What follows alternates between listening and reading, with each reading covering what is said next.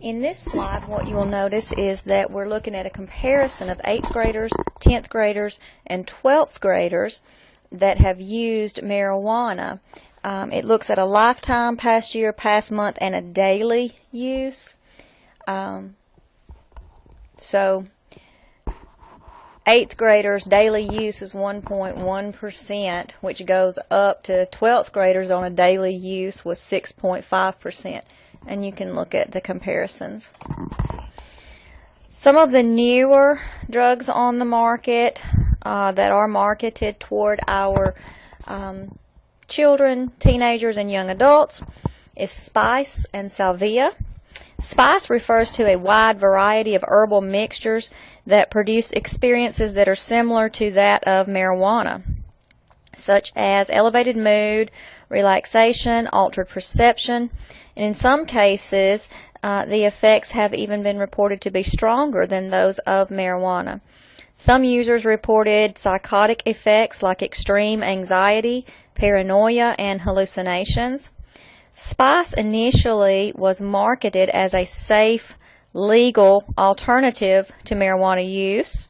It was sold under various different names, including K2, fake weed, Yucatan fire, skunk, and moon rocks.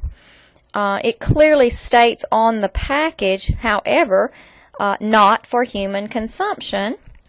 It was or is dried products of shredded plant material. It resembles potpourri. However, it had chemical additives that were added to the dried plant material for their psychoactive or mind-altering effects. It was the false advertising labels on the spice product that often claimed that they contained natural psychoactive material taken from plants. Spice products do contain dried plant material.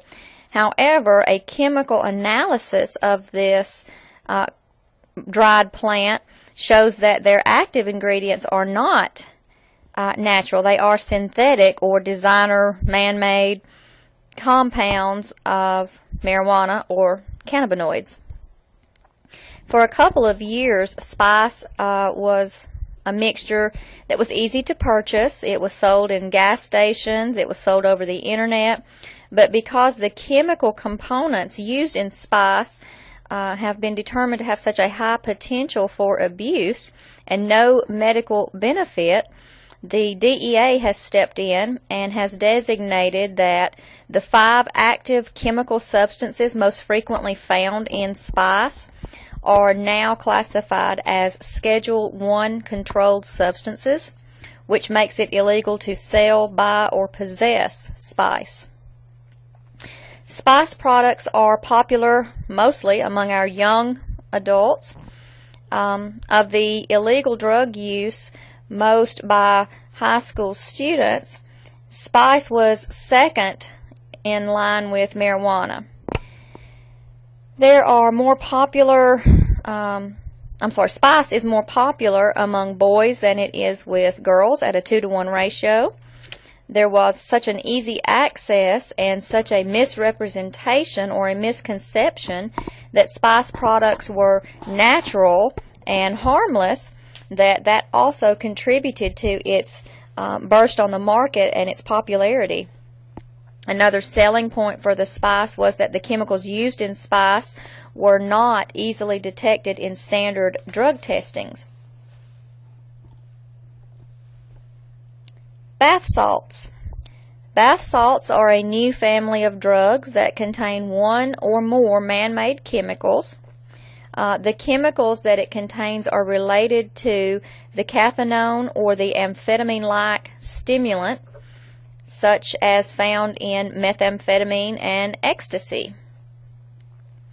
Bath salts have been reported to have severe intoxication and dangerous health effects from ingesting bath salts.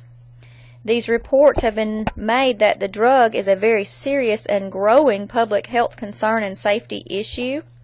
It is these synthetic or man-made cathinones that are in the bath salts that produce feelings of joy, elation, increased sociability, and increased sex drive. But some people who have ingested bath salts have also experienced extreme paranoia, agitation, and hallucinations. In some cases, the individual has even had a period of lost contact with reality and resulted in very violent acts. Deaths have been reported in several cases related to bath salt ingestion. Bath salts are usually white or brown crystalline powder, and they're sold in small plastic or foil packages, also labeled not for human consumption. Sometimes they're even labeled as plant food, or more recently, they've hit the market labeled as jewelry cleaner or phone screen cleaner. They are sold online and in drug product stores under a variety of brand names, some of which are Ivory Wave, Bloom, Cloud9, Lunar Wave, and Vanilla Sky. When the bath salts emerged at the end of the last decade, they rapidly gained popularity in the United States and in Europe as a legal high. In October of 2011, the Drug Enforcement Administration, or the DEA, placed 3 common synthetic cathinones under emergency ban pending a further investigation. And then in July of 2012, President Obama signed a legislation permanently making 2 of them, being methadone and MDPV, 2 of the drugs, illegal, along with several other synthetic drugs that are often sold as marijuana substitutes. Example, Spice and Salvia. Although the new law does prohibit these specific drugs and chemically similar drugs from being manufactured and sold, what we see happening is that the response to this is that the manufacturers are creating new drugs that are just different enough from the banned substances to be able to evade legal restriction. For instance, after methadone was banned in the United Kingdom in 2010, suddenly a chemical called naphorone quickly replaced it, and it is now being sold as jewelry cleaner under a different brand name. So the manufacturers are just side-skirting the ban. Depressants and barbiturates. These are drugs that reduce the activity of the central nervous system, or commonly referred to as downers. Benzos and barbiturates are discussed in your book as depressants because of their activity in the ascending reticular activating system. This is the area of the brain that is responsible for regulating arousal and the sleep-wake transitions. Considered a Schedule IV classification of drugs, they have a high potential for abuse because they produce a decrease in anxiety and an improved sense of well-being, or that, quote, all is right with the world, end quote. They give a general feel-good or loss of inhibitions. Symptoms of use are going to be decreased heart rate, decreased blood pressure, decreased pulse, poor concentration, confusion. With long-term use, you'll see respiratory depression, possible cardiac arrest, and death. Nursing interventions are going to be aimed at symptom relief, comfort measures. Rohypnol specifically is used by young adults to engage in violent acts without feeling guilty. Withdrawal and overdose is more severe. It does include symptoms of delirium and shock. Nursing care of your emergency patient having ingested Rohypnol, being either in withdrawal or overdose. First of all, you must assess frequently for deterioration in physical condition. Detoxification should be started and then titrated off. Gamma hydroxybutyrate, or GHB, was a date rape drug that hit the market in the late 90s. The high doses range in symptoms from dizziness all the way to death. Anyone presenting in the emergency department in a coma of unknown origin should immediately be evaluated for the ingestion of GHB. Barbiturates depress the central nervous system through the cerebral cortex and the reticular activating system. Dependence occurs even with a short-term use. Usage usually will lead to withdrawal symptoms when the individual tries to stop or to decrease their use. Withdrawal symptoms are exhibited in anxiety, restlessness, insomnia, and an increase in severity with chronic use will be seen in these symptoms.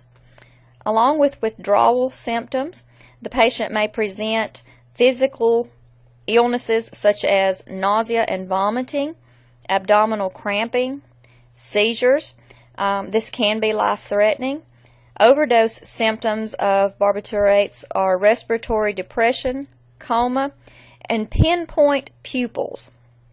If your patient is unresponsive and has pinpoint pupils, then you should be thinking that there is possible overdose from barbiturates. Nursing interventions for overdose and withdrawal provide for safety, frequent vital signs, frequent neuro checks, emotional support, drug tapering. Nutrition needs to be a high-fiber diet. A decreased environmental stimuli is beneficial, and monitor this patient for constipation, and it will be a severe constipation since we have discussed that this does decrease the activity in the body.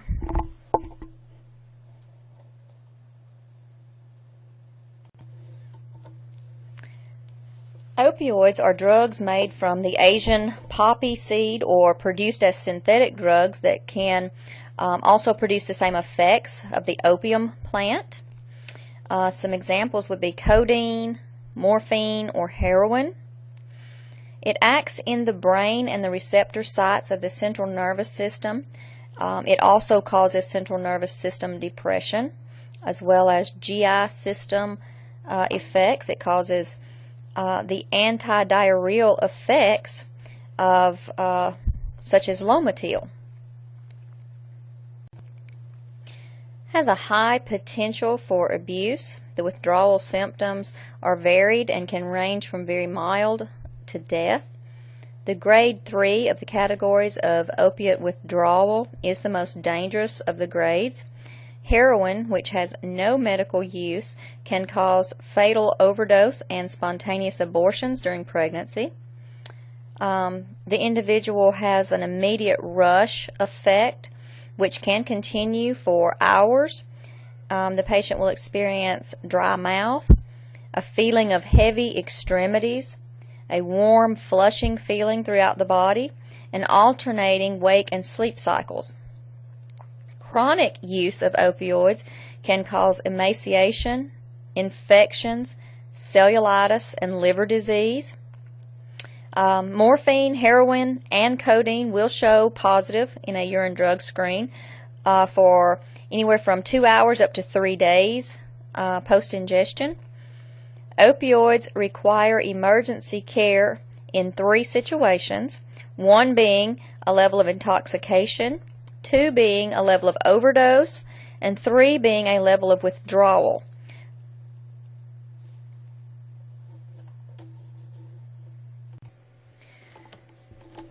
Nursing care has specific concerns with safety, both physical and psychological, possibly anticonvulsants, opioid antagonist, Versed for an amnestic effect, anxiety medications to reduce anxiety levels. With severe dependence, it's possible that methadone may be given to the patient to relieve pain, as well as non-pharmacological measures to relieve pain. Other drugs may also be given specific to the symptoms that the patient is exhibiting, such as the patient may require something for nausea. Provide support, decreased environmental stimuli, comfort measures, frequent vital signs to assess for any changes that may be occurring. Inhalants, these are breathable chemical vapors that are going to produce a psychoactive effect in the body. They're usually easily accessible and cheap, so they are preferred among younger children and adolescents. It causes less inhibition and less control with repeated use. It can cause unconsciousness and death resulting from cardiac failure. Also, the inhalant takes the place of the air in the lungs, so suffocation can also occur. Some signs of use of inhalants would be a slurred speech, a drunken, dizzy, or dazed appearance. A chemical smell on the clothing is usually a very telltale sign. If they're huffing paint, then you will usually see paint stains on the face or clothing when they present to the emergency department. They have reddened eyes and a runny nose.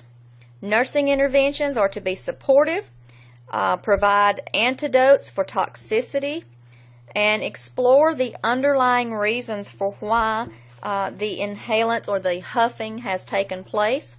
Educate the patient on the dangers of huffing, such as the irreversible effects of hearing loss, limb spasms, brain damage, and bone marrow suppression.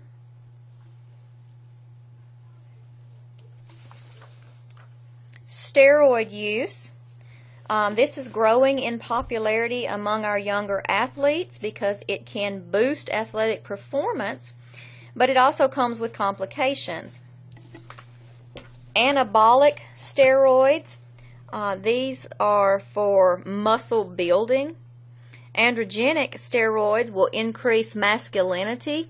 The side effects that are common to both genders are hypertension, heart disease, stroke, and blood clots, diarrhea, headaches, cramps, aching joints, ligament and tendon injury, sleep disturbances, and severe acne. These are listed on your slide. But there are also specific side effects to gender. Men usually will experience reproductive system changes, pattern baldness, breast growth, and a risk of cancer. For women, specific side effects are facial hair, male pattern baldness, reproductive system changes, and a deepened voice. Some of the side effects or issues with steroid use is irreversible. A phenomenon called roid rage can cause the patient to act in very severe mood swings, possible hallucinations, feelings of paranoia and anxiety, unprovoked panic attacks, depression, and suicidal thoughts. The synthetic substances that mimic the actions of testosterone are a steroid that can be given to patients for hormonal difficulties such as a delayed puberty or impotence. So there are medicinal uses for steroids ordered and given under a scheduled routine medication regimens and monitored by a healthcare provider. There are great benefits from the use of steroids. However, steroid use in the public has been banned by several private institutions and by several public institutions, along with stiff penalties for athletes that are found to be in violation of these. The newest drug to hit the United States is desmorphine. It is commonly called on the street crocodile. It is a powerful heroin or morphine-like drug. It also mimics oxycodone. It produces feelings of euphoria, sedation, provides pain relief, and suppression of the body's natural drive to breathe. This drug is known to rot away the flesh and tissue as well as bone. It has made its first reported appearance in the United States very recently in Arizona, and has been reported as recently as October of 2013 in Illinois, where there were 3 additional cases. Crocodile does have long-term health problems. Remember that crocodile is desmorphine, and desmorphine, when produced in home labs, is notoriously impure, and it is contaminated with toxic substances such as over-the-counter headache pills mixed with iodine, gasoline, paint thinner, or alcohol. Injection can cause an immediate damage and destruction to the skin, the blood vessels, muscles, and the bone. Iodine is used in the synthesis process, and it causes thyroid and muscle damage. Phosphorus is also a contaminant used in the production of crocodile, and it is known to damage bone cartilage. The damaged tissue is then susceptible to infection, which often leads to large abscesses, inflammation, and thrombophlebitis, or destruction of the veins, because it is usually injected. It can be taken orally, but the preferred route is to inject it into the vein, which causes the destruction of the vein and death to the surrounding soft tissue. Desmorphine in its pure form is not known to cause these effects. Intravenous injection of street-made crocodile is known to cause the life-threatening bloodstream infections, destruction of the heart valves, and death. Now, because this crocodile is short-acting compared to morphine and heroin, the need for the use is more frequent injections, which increases the risk of infection. We also see a high risk of hepatitis C and HIV, as we do with other illegal drug substances that are injected. Isn't a picture worth 1,000 words? Manufacturing crocodile costs 3 times less than that of heroin, yet gives a similar high to heroin.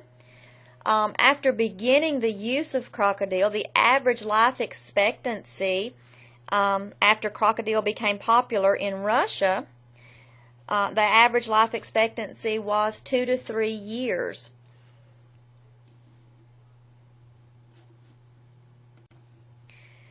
Desmorphine, or crocodile, emerged around 2002 in Siberia and then quickly funneled its way into Russia and the Far East. But it has swept across the country in just the past 3 years. This, according to some of the most investigative research recently. Desmorphine is a Schedule I drug under the United States Code and has been shown to have a greater addictive potential than even morphine. Recently, crocodile has become very popular in Russia because heroin can be difficult to obtain and it is very expensive. Crocodile costs, as I said, 3 times less and gives a similar high to the heroin. However, it does have a much shorter lifespan, usually about 90 minutes. In the studies done on human subjects, the pure desmorphine, the effectiveness of desmorphine, 1 milligram, was approximately equivalent to the effects of 10 milligrams of morphine when injected under the skin. Gangrene and amputations are common, especially in the lower extremities, and the toxic mix in the synthesis and production of crocodile causes jawbone and teeth to dissolve, much like we see in our methamphetamine. It causes speech impediments and brain damage in some. It is unfortunate that in this day and age, emergency preparedness will include drug use such as this. Depression and suicide. Suicide is the act or the instance of taking one's own life voluntarily and intentionally. And it is especially true by a person that is deemed to be of sound mind. It is a topic that most people prefer to ignore. It is a choice made for many people for several different reasons. It is occurring more frequently. Here are some statistics that are very interesting related to suicide. The suicide rate for a single unmarried person is twice as high as that for a married person. And divorced, separated, or widowed persons seem to be even higher risk. They are at a 4 to 5 times greater risk for suicide than married persons. Women do attempt suicide more than men. However, men are more successful than women because men usually will choose a more lethal way, such as a gunshot, which, by the way, is the most lethal method for completed suicides, which we will discuss later on in the lecture. Also, women are more likely to seek help or ask for help than men are. Suicide is higher among our upper and our lower class, related to middle class. Professional health care personnel and business executives are occupations with the highest rate of suicide. Persons who have no religious affiliation are at a higher risk than those who do profess a religion. Families with a history of suicide are at higher risk. As a nursing professional healthcare provider, you must be able to talk directly and openly and very matter-of-factly about suicide. You must also possess the skill to listen actively and to provide encouragement of expression of feelings associated with the thoughts of suicide in a more positive way. It is notable that 90% of all persons who do commit suicide have a diagnosed mental disorder. In your mental health book, Table 18-1 gives facts and fables associated with suicide. Signs and symptoms of suicide. Most often, a notable improvement in mood is a sign that the person who has been contemplating suicide has now made the decision to follow through with it and end their life. Now, this is a decision that likely this individual has been in extreme personal conflict over. They feel their pain will soon be ending, but the thoughts of those left behind are often not even recognized by the person who has contemplated and has now decided upon suicide. Suicide is said to be the ultimate controller. This may be the only thing that this individual has ever truly felt like they were in control of. Oftentimes it is felt that a young person feels that they are going out in a fantasy and they see it more glorified rather than the finality of what the decision truly means. Personal items. Whenever a person begins to make the decision and follow through with the decision to terminate their life, they will usually begin to look for their loved ones to pass items on that mean something to them. They see themselves as no longer needing these items that once meant something or were very special, and they want to take care in placing these items with someone else that they care about and someone who will care for these items. Sometimes they will even pass along their beloved pet. They may use very creative reasons for why they're giving all these items away. It is also not uncommon for someone who has decided upon suicide to write or make changes to a will. Verbal cues like, this is the last time that you're going to see me, or I may not be around much longer. I'd like to pass on these things to you while I still can. You never know what's going to happen. Those kind of verbal cues. Death and dying. It is not uncommon to become curious about death and an afterlife, but when it becomes the sole focus or a preoccupation by an individual, this is also possibly a red flag or a signal that this person is strongly contemplating suicide, and they want to get other individuals whose opinions they respect, they want to get their take on it or what they think about it. It is very significant to document these concerns and these red flags. Also, difficulty sleeping. This is especially true for the adolescent and as the adults as well.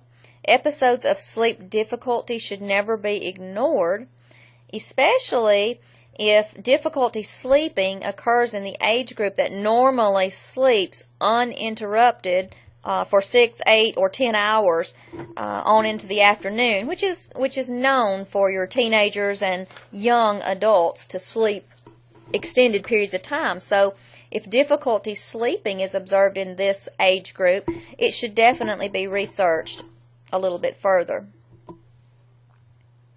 The National Suicide and Self-Inflicted Injury data for 2010. The number of emergency department visits for self-inflicted injury in 2010 was 713,000. All suicides accounted for 38,364, but suicides from firearms were 19,392 of those suicides. Suffocation suicides were 9,493, and poisoning suicides 6,599. Suicide knows no boundaries. It can affect any age group, ethnicity, or race. It has nothing to do with your income or your level of education. Suicide can become a tragedy for anyone. Methods specific to Alabama seem to concur with that of the national survey listed on the slide as well. Specific to Alabama, firearms are the leading method, second-ranking cause of injury deaths. Suffocation, second leading method and the 10th ranking cause of injury deaths in Alabama. And poisoning was the third leading method and the 11th ranking cause of injury deaths in Alabama.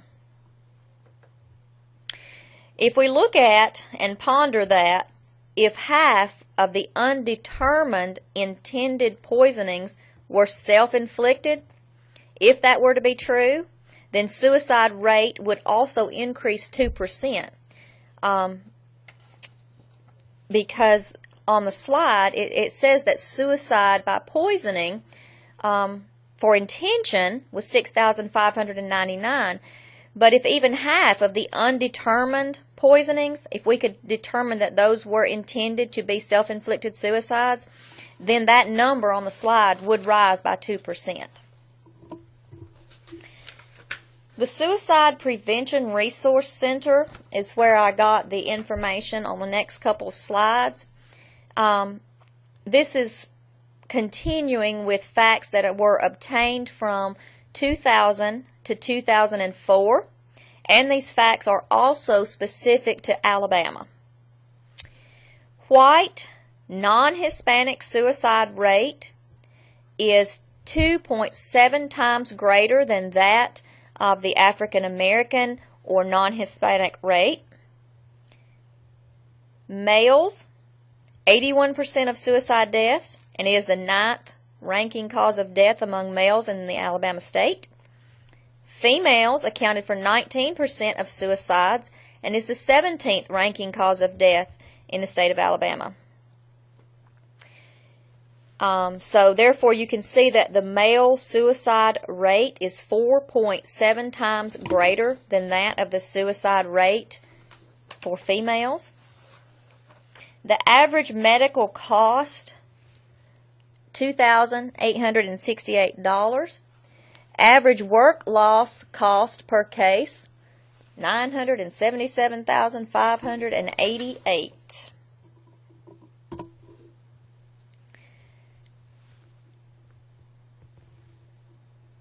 Alabama, the suicide is 11th ranking cause of death. Gives us an average of 3 suicides every 2 days.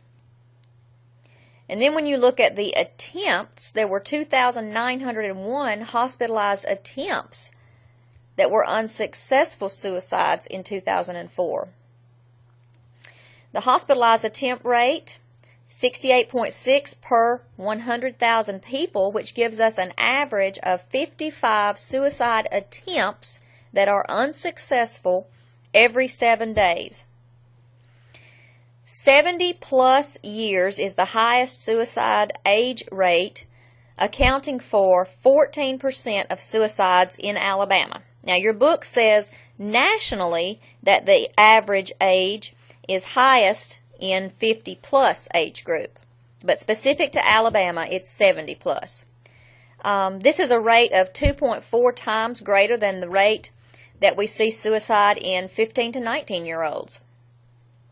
But, now, with that said, 15 to 19-year-olds have the highest hospitalized attempt rate, with a 13% of all hospitalized suicide attempts being between the ages of 15 and 19.